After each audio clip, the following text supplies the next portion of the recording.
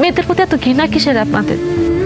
শুধু আপনি না, পৃথিবীর হাজার হাজার পরিবার, হাজার হাজার স্বামী, পিতা শুনলে মেয়ে সন্তান হওয়ার শুনলে তাদের চেহারা চেঞ্জ হয়, তার আচরণ চেঞ্জ হয়ে যায়। কেন? মেয়ে হওয়াকে অভিশাপ, মেয়ে হওয়াকে পাপ, অন্যায়? আপনি যে পৃথিবীতে দাঁড়ায় রয়েছেন না আছেন জীবিত, কার জন্য? আল্লাহ তাআলা কোন একটা নারীর মাধ্যমে, একটা মেয়ের মাধ্যমে আপনি পাঠাইছে। আপনার মাও কিন্তু একটা মেয়ে। কোন কিতাব, কোন কোরআন বই পুস্তকে লেখা আছে যে বাপের পায়ের নিচে সন্তানের বেহেশত? দেখছেন? দেখবেন না তো, লেখা আছে কোথায়? মায়ের পায়ের নিচে সন্তানের বেহেশত। সে মা একটা মেয়ে।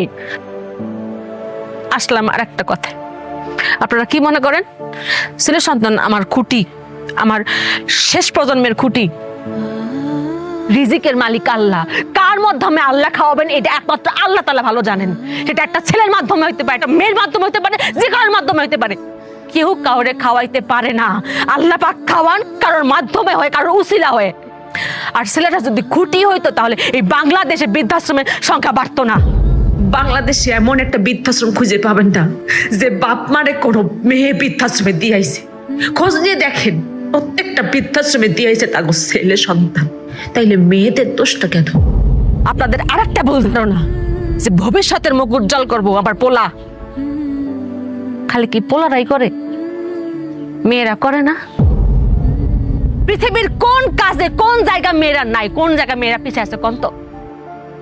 ডাক্তার, ইঞ্জিনিয়ার, পাইলট কোন জায়গা নাই? আরেকটা কথা তো আমরা সবাই জানি যে আল্লাহ পাক যখন খুশি হন তখন তার ঘরে মেয়ে সন্তান দেন।